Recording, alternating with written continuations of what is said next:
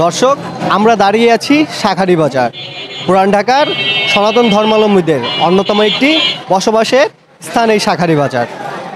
চিন্ময় কৃষ্ণ দাস ইস্যুকে কেন্দ্র করে ভারতীয় মিডিয়া বেশ কিছুদিন ধরে প্রচারণা চালাচ্ছে যে বাংলাদেশের হিন্দুরা বিভিন্ন অত্যাচারিত এবং নির্যাতিত হচ্ছে।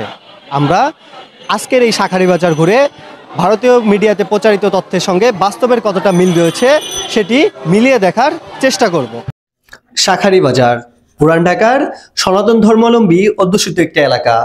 এই এলাকা ঘুরে দেখা যায় এখানে বসবাসরত হিন্দুদের জীবনযাত্রা পুরোটাই স্বাভাবিক। তারা শান্তিতে ব্যবসা বাণিজ্য ও চলাফেরা করছে। তারা জানায় তাদের উপর এখনো পর্যন্ত এমন কোনো আক্রমণ ঘটেনি যার জন্য তারা নিরাপত্তাহীনতা বোধ করতে পারে। আমাদের উপরে এখন আক্রমণ হয় নাই, তবে আমাদের উপরে এমনি তো এখানে সাকরিবের অন্তত এই ধরনের আক্রমণ হয় না। কেমন আছেন? ভালো আছি দাদা। আপনার নাম? সুবল চন্দ্র দাস। কেন হয় নাই কিছু? তাহলে নিরাপদে আছেন? হ্যাঁ, আপাতত নিরাপদেই আছে, সমস্যা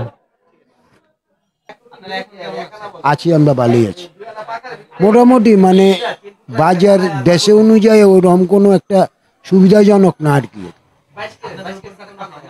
না এখন তৈরি হয়, এখন তৈরি মানে এই জায়গায় হয় নাই, অন্য অন্য জায়গার কথা বলতে পারবো না। এই শাঁখারী বাজার অন্তত পক্ষে আমরা কোনো অসুবিধায় নাই। এইসব